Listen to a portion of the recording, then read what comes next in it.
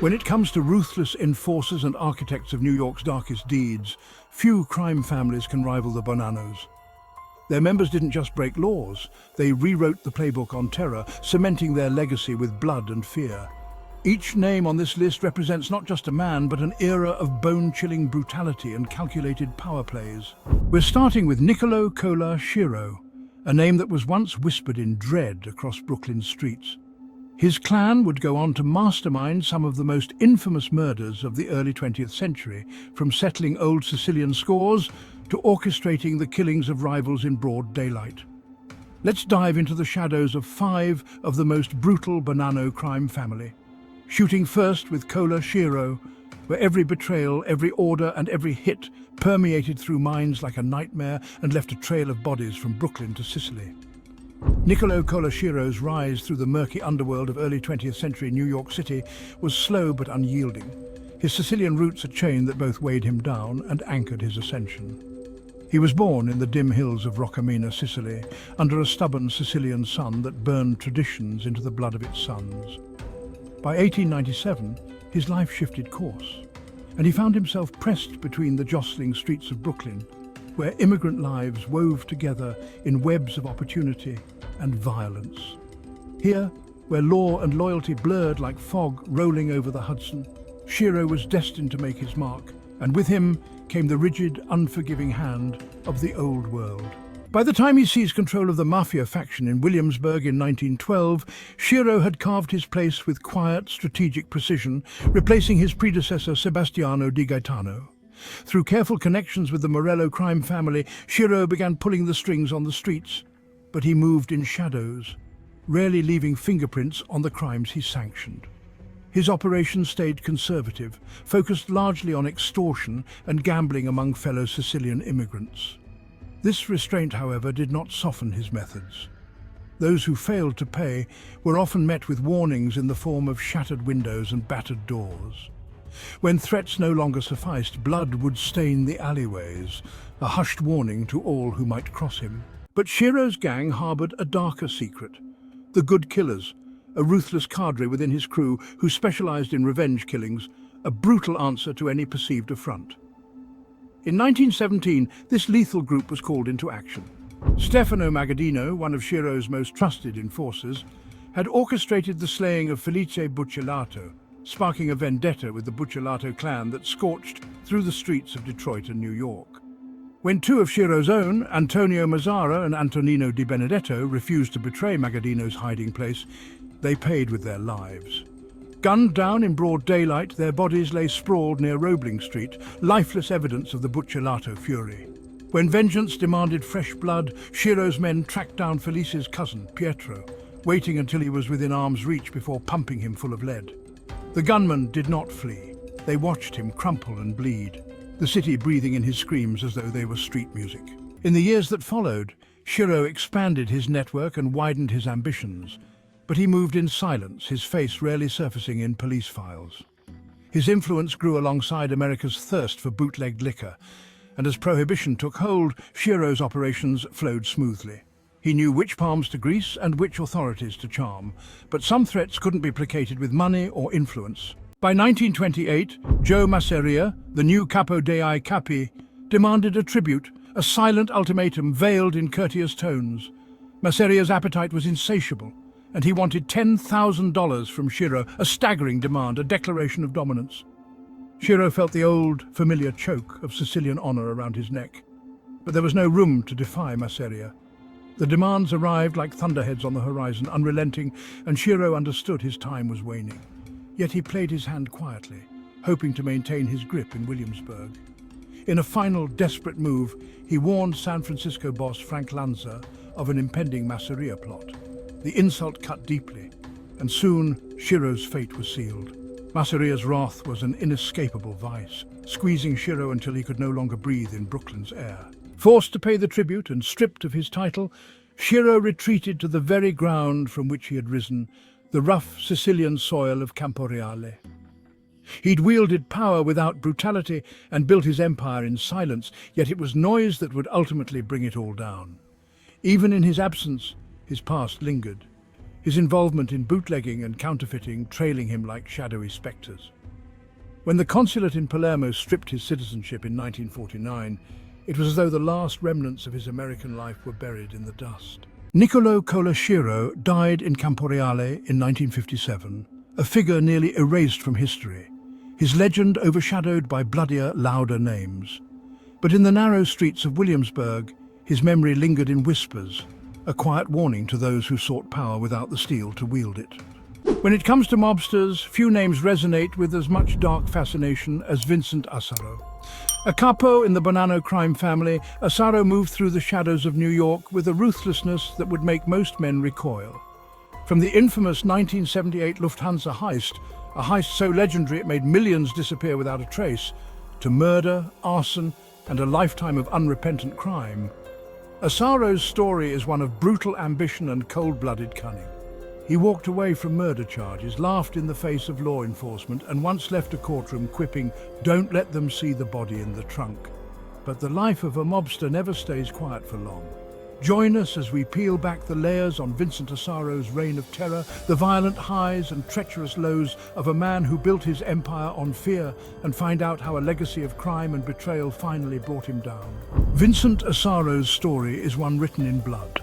His life, marked by savagery and secrecy, was a long, jagged shadow that stretched from the grimy streets of Queens to the corridors of some of New York's darkest criminal empires. Born into the Bonanno crime family in the seedy heart of Ozone Park, Asaro's roots ran deep into the very foundation of organized crime. His father, Girolamo Asaro, had kept a close alliance with mafia figures, and Vincent grew up on a steady diet of underhanded deals and whispered threats, understanding even as a boy that to survive was to embrace darkness and to thrive was to wield it. The year was 1969, and Paul Katz, a warehouse owner with a crooked spine and a trembling gait, had made the grave mistake of allowing Vincent and his associate, James Burke, to store stolen goods on his property. When the warehouse was raided, Katz became their immediate suspect, his name a stinging accusation in Asaro's mind. One cold evening, Vincent and Burke closed in on Katz like wolves cornering prey. Under the pale glow of a streetlight, Katz's whimpers were cut short as Asaro wrapped a dog chain around his neck, pulling it tight until Katz's gasps faded into silence. The final ghastly twist of the chain was like a punctuation mark on a sentence that had no forgiveness. With his trembling corpse still cooling, they dragged him to a vacant house where they buried him beneath a floorboard, entombing him with the dust and damp that would become his final companions. Years later, when the NYPD would eventually exhume his remains, the bones, long stripped of flesh, were just fragments, too degraded to fully implicate Vincent Asaro. He walked out of the courthouse unscathed, his expression cold, unrepentant. This was Vincent Asaro's world, a world of silent executions, of rules enforced with brutality, and of treasures taken under the cover of night. His reputation grew with everybody left behind. By 1979, he'd claimed his place as a capo, leading a ruthless Queen's crew. When the old Bonanno boss, Carmine Galante, was assassinated in a rain of bullets, Vincent slid into power like a hidden knife through flesh. The chain of command was shifting, and Asaro was climbing over corpses to seize his piece of it. With his new rank, he set his sights on the ultimate score, a heist so audacious it would go down as one of the most infamous robberies in American history, the 1978 Lufthansa heist at JFK Airport. In the dead of night, Asaro orchestrated a symphony of cunning and stealth. His men moved in furtively, clad in black, their footsteps soft on the concrete floors as they broke into the Lufthansa cargo terminal. The guards, gagged and bound, could only watch, wide-eyed and helpless, as Asaro's men peeled open crate after crate, revealing mountains of cash and jewels worth millions. For Asaro, this was the peak, the moment when his name became synonymous with greed and untouchable power. But what followed the heist was a massacre. Asaro, paranoid that his accomplices would betray him, sanctioned a bloody purge, eliminating any who might talk. Each death was a careful stroke in his masterpiece of silence, a methodical erasure of loose ends. Bodies turned up in dumpsters, weighted down and discarded like garbage, leaving behind only the faintest scent of betrayal. But shadows do not remain masked forever. Decades later, in January 2014, the FBI tightened its rope around Vincent. He was older now, his once lean figure softening with age, but his eyes still glinted with the same lethal sharpness. Gaspar Valenti, his cousin and longtime accomplice, had turned state witness, cutting through Vincent's fortress of secrets like a broadsword. Valenti recounted stories in gruesome detail: the heist, the murders, the gold bars hidden in the night. In the courtroom, Vincent sat impassive as Valenti's words painted him as a ruthless predator, his life a litany of crimes and horrors. When the verdict came, he was acquitted. The jury was unconvinced, the evidence just a shade too thin. He strolled out of the courthouse a free man, hissing to his lawyer with an infamous smirk, "Don't let them see the body in the trunk." But even legends fade. By 2017, Assaro's life of violence had narrowed into something smaller, something almost petty. A simple traffic slight. A driver cutting him off in Howard Beach lit a fire in his veins. This time he didn't just let it go, he ordered the man's car torched, a crude echo of his former brutality. But Assaro's allies had shifted. John J. Gotti, grandson of the infamous John Gotti, was the one to execute the arson, driving the getaway car as flames engulfed the vehicle. The fire was a brief blaze of wrath, yet it burned away the last of Vincent's reputation. Law enforcement seized on the arson, and this time Assaro's freedom slipped from his grasp. In December 2017, he stood before a judge for what would be his final sentencing. 8 years in prison, far from the life sentence he deserved, some said, but for an aging mobster, it was enough. He shuffled into his cell at the Metropolitan Detention Center, the last act of a life spent in shadow. By the time he was granted compassionate release in 2020, he was a shell of the man who had once ruled Queens. Gone were the whispers of respect, the fear that had followed his name. On October 22nd, 2023, Vincent Assaro passed away in Queens. His death was quiet, unremarkable, the last echo of a man whose life had been anything but. Yet his legacy endures, haunting the streets of New York, lingering in the cold, ruthless hearts of those who would follow in his footsteps. For a man who had built his empire in blood, Vincent Assaro's final chapter closed not with a scream, but with a silence darker than any grave. Vito Bonventre thought himself invincible, a prince of the underworld with blood ties to Sicily's deadliest clans and a ruthlessness honed on the grimy streets of Brooklyn. As the head of the feared Good Killers, he led a crew who dealt death with surgical precision and merciless efficiency. But in a world ruled by ancient grudges and secret alliances, even the most ruthless can be brought down. Bonventre's ambition placed him squarely in the crosshairs of New York's deadly Castellammarise War, and he would pay for it in flesh and blood. Join us as we descend into the darkness of Bonventre's rise, his murderous reign, and the violent end that awaited him when he crossed one rival too many. In the icy dawn of New Year's Day, 1875, Castellammare del Golfo shuddered under a bitter wind, as Vito Bonventre entered a world that promised him little but blood. From childhood, Vito's life was drenched in the violent legacy of his clan, a family embroiled in the kind of feud that lay dormant only long enough to sharpen its fangs. The ancient grudge against the Buccellato family colored every whispered tale of betrayal and revenge, every shadow that lingered too long in the corners of the small Sicilian village. But when Vito reached manhood, he knew his destiny lay across the sea, and he set his sights on America, where opportunities for power gleamed as sharply as the stare of a predator in the night. The streets of Williamsburg, Brooklyn, were far from welcoming, but to Vito, the grimy tenements and lawless back alleys felt like home. With Cola Schiro's gang, Bonventre carved a brutal foothold in a new world, rising from a mere soldier to a man whose name struck terror into rivals and brought respect to the Sicilian immigrants looking for protection and control. Beneath Schiro's banner, Vito gained a taste for dominance, but he soon hungered for more. His ambitions grew, and his influence festered, spreading into bootlegging and extortion as prohibition created fortunes for the bold. But the blood came calling. One summer night in 1921, a blood-soaked tale began when Camillo Caiozzo, a small-time thug with loose lips, was found with his body riddled with holes. The whispers pointed to Vito and his hand-picked circle, dubbed the Good Killers by those who dared not speak their names aloud. Led by Bonventre, these men had a mission: vengeance for the old Sicilian feuds and for the lost blood of their own kin. This time, the enemy was Camillo Caiozzo, but tomorrow it could be anyone who crossed their path.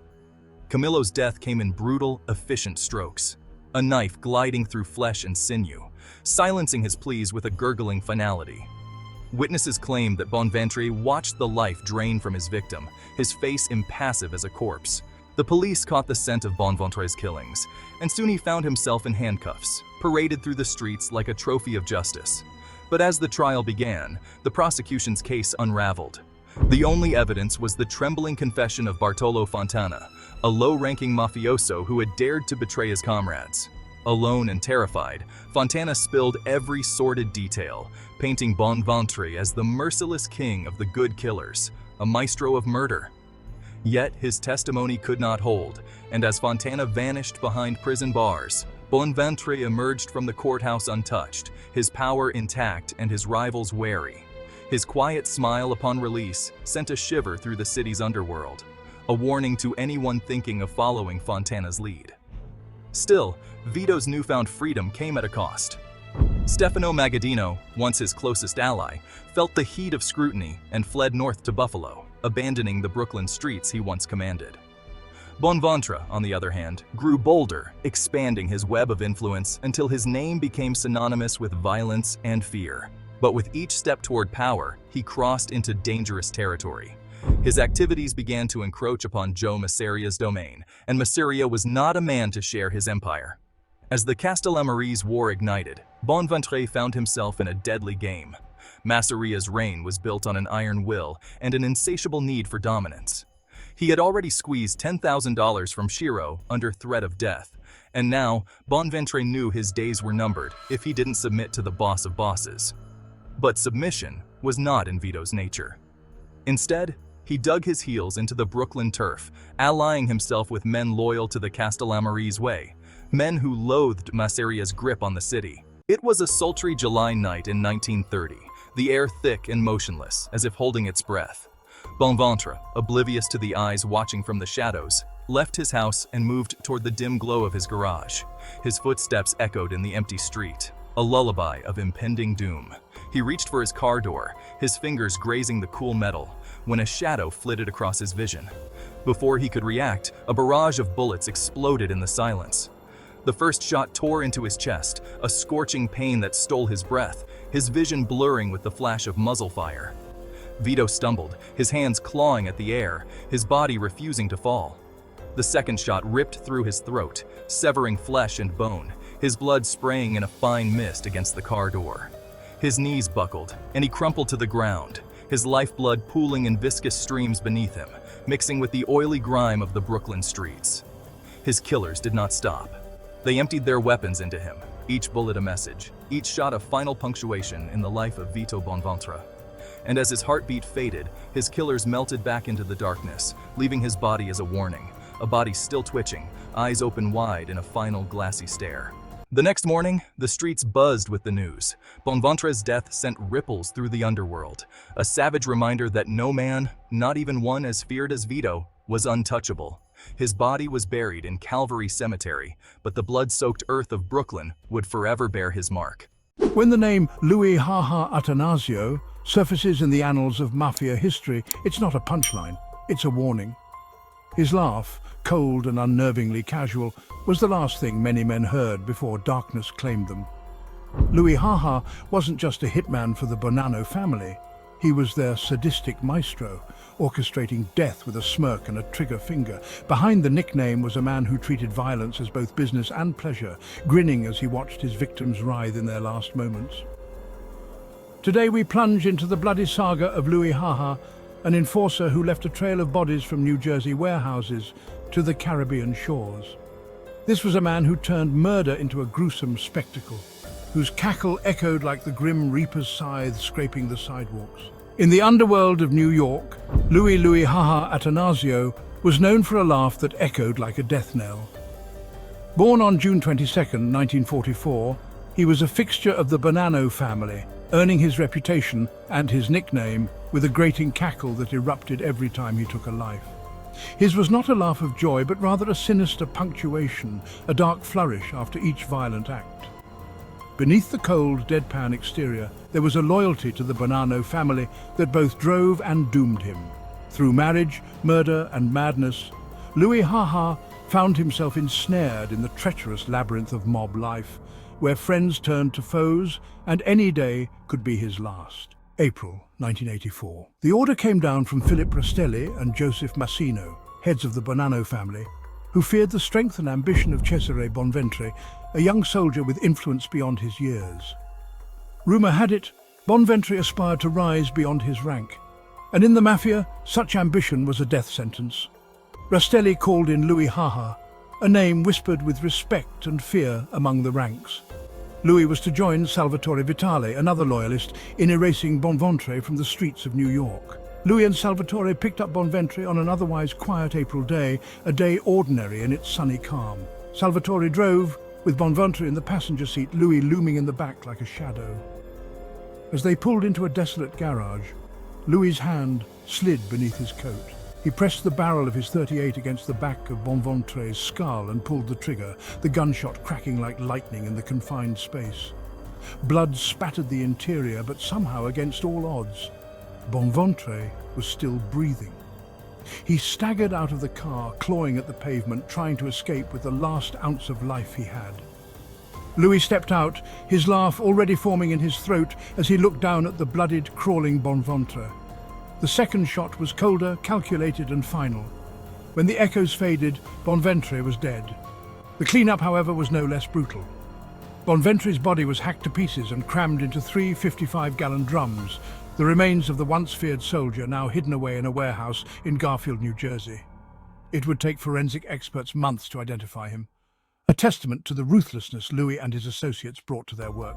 Louis Haha lived as though he were untouchable, but even he found himself vulnerable to the ebb and flow of fate. During the 1980s, he fell into the legal crosshairs, caught in a tax evasion scheme that he foolishly tried to bribe his way out of. His attempt to slip a trooper some cash was laughable, even to him. But the law does not laugh with mobsters, and Louis found himself sentenced to 5 years behind bars. His empire, however, did not crumble. Instead, it took a darker turn. Behind prison walls, Louis turned his cell into an office, extending his loan sharking operation through prison connections. His laugh carried down the halls as he made deals and granted loans with astronomical interest. Louis could charm, cajole, or threaten his fellow inmates, depending on his mood, all the while growing his wealth from a concrete cell. Prison was his kingdom, a sanctuary where his power remained intact. It was there, in a bleak correctional facility, that he married his second wife, Erica. Despite his incarceration, Louis orchestrated a wedding, less a celebration of love and more a grim mockery of normalcy. His new wife, Erica, suffered from bipolar disorder, and the marriage took on an unstable, manic tone, a reflection of Louis's chaotic life.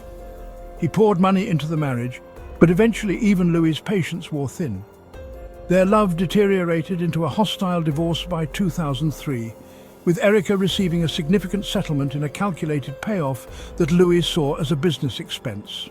Soon after, he fell under suspicion again, this time for conspiracy to murder and loan sharking, a list of charges as long as his violent reputation. By 2004, Louis sensed the net tightening. With Erica by his side once more, he fled to Sint Maarten, a Caribbean refuge where his laugh seemed out of place among the palm trees and ocean breeze. The island offered a strange peace, a place far from the Bonanno family's blood-stained streets. But peace was temporary, and Louis knew he could never stay hidden forever. Every night he listened for the whisper of betrayal, the shuffle of approaching feet, waiting for the moment his past would find him. One day, in December, Louis's haven turned into a trap. The local police, tipped off by someone Louis would never know, descended upon him, flashing badges and shining lights in his eyes. He was arrested without ceremony, his laugh silenced, replaced by the cold clang of handcuffs. Extradited back to the United States, Louis Haha faced the reality of his violent past. He pled guilty to the 1984 Bonventre murder, a plea that earned him 15 years behind bars. The grin that had so often marked his life was absent as he received his sentence, the courtroom silent except for the judge's final decree. Inside the Federal Correctional Institution at Elkton, Ohio, Louis languished, watching the world go by from behind bars, his laugh now a faint memory. Released early in 2017, Louis Haha stepped back into freedom a diminished man. The mob world he had once ruled, the streets he had once terrorized, had moved on. Louis's life, once filled with brutal highs and lows, was now as silent as a tomb. His laugh, once a chilling soundtrack to murder, was lost in the dark echoes of his past. In the world of Cosa Nostra, survival isn't just a skill, it's an art form honed in darkness. Anthony Old Man Sparrow sculpted that art with a scalpel, exacting his version of justice with surgical cruelty. He was the silent architect of blood-soaked revenge and brutal retribution. Brace yourself as we descend into the story of a man who turned betrayal into a masterpiece, who exacted punishment with deadly precision and left a trail of bodies as dark warnings. Anthony Old Man Sparrow's path to power was as twisted as the Bensonhurst streets he ruled. A climb from obscurity to criminal royalty, marked by blood, betrayal, and the ruthless precision of a man who knew just how far loyalty would stretch before it snapped. The night of his induction in June 1977 was damp and heavy with smoke, a setting that suited Sparrow perfectly. Carmine Galante presided, his voice a low rasp, calling the names of those who would carry on his legacy of fear and fortitude. As Sparrow took the blood oath, he felt the pulse of belonging as surely as the bite of the blade against his finger. A pact sealed not just with blood, but with the knowledge that every ally today could turn executioner tomorrow. Back in Bensonhurst, he made his power known in the unlikeliest of ways. To neighbours, he was the man with racing pigeons fluttering above a rooftop, his call a shrill whistle that carried down Bath Avenue. But his pigeon coop was no sanctuary of peace. It was where he met his crew, huddling in shadow to evade the relentless ear of law enforcement. The pigeons became his sentries, unwitting guards keeping watch over whispered threats and whispered names. Sparrow's eyes, dark and calculating, missed nothing. His reputation solidified as quietly as a knife slid between ribs. He was a strategist in silence, as respected as he was feared. Yet Sparrow's true authority manifested in fire and steel in the explosions that lit up Brooklyn's night skies each 4th of July. Bath Avenue became his stage, a place where he brought the city to a halt with firework displays that cost more than most men's lives. Food sprawled across tables, enough to feed hundreds, though few were ever certain who paid the price. To the unknowing, it was a grand display of neighborhood pride. To those who moved in his circles, it was something far darker, a declaration that Bensonhurst was his domain, a kingdom built on extortion and theft. Beneath the lights and colors, deals were struck, debts collected, and warnings issued that would haunt men for years to come. But even among the Bonanno ranks, Sparrow's cold calculations occasionally demanded more violent solutions. In 1990, he turned his attention to Louis Tuzio, a brash associate who had bungled a hit, a fatal error in Sparrow's ledger. Tuzio had dared to demand promotion, an audacious claim that might have been laughed off if Sparrow weren't in the room. But Sparrow didn't laugh. Days later, in the dead stillness of a Brooklyn night, Tuzio's car was found idling at the curb. Its driver slumped forward, blood seeping from a single wound to the back of his head. The message was clear. No one climbed the ladder without Sparrow's say-so. His loyalty came at a price, and Tuzio had failed to pay it in blood. The city knew not to forget that message, but some weren't so wise. Just a year later, Sparrow's family found itself violated by another act of theft. Only this time, it was personal. A burglar named Vincent Bickelman had broken into the home of Sparrow's own daughter, Jill, stealing her jewelry and a treasured fur coat. That fur coat would be Bickelman's death warrant. His mistake wasn't in the act of theft, but in whom he stole from. When Bickelman's body was discovered near his apartment in Bath Beach, his corpse bore the signature of Sparrow's wrath. 6 gunshots, each as cold and deliberate as the man who ordered them. His lifeless body sprawled on the pavement, and the jeweled necklace meant for Jill lay untouched in the depths of his apartment. An eerie reminder of the price paid for crossing the old man. But it was Paul Gulino, an ambitious enforcer with the Bath Avenue crew, who would spark Sparrow's fiercest fury.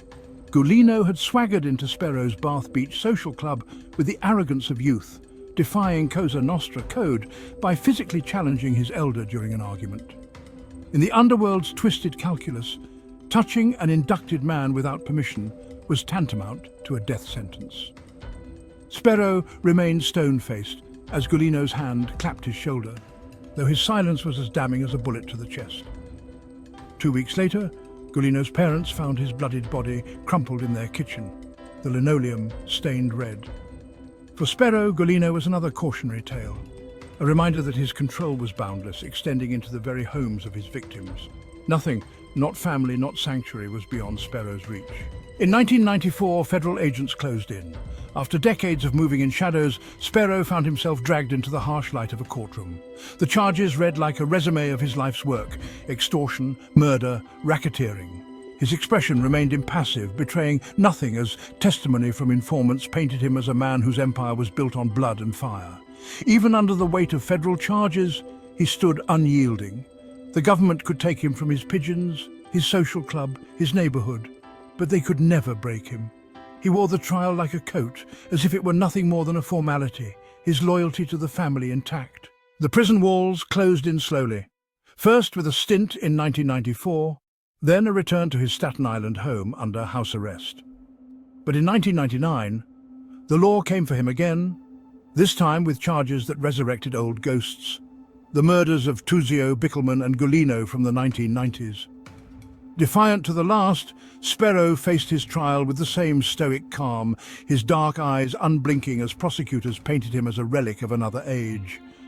As the gavel fell in 2001, sentencing him to life without parole, he betrayed no sign of regret.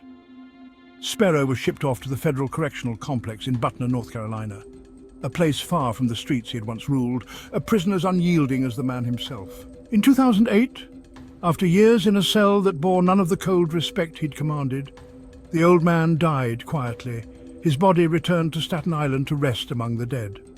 But there would be no mourning procession, no grand farewell. Only silence, thick and final, as the man who had once ruled from the rooftops now lay under cold earth, the pigeons wheeling above him, indifferent to the fall of another king.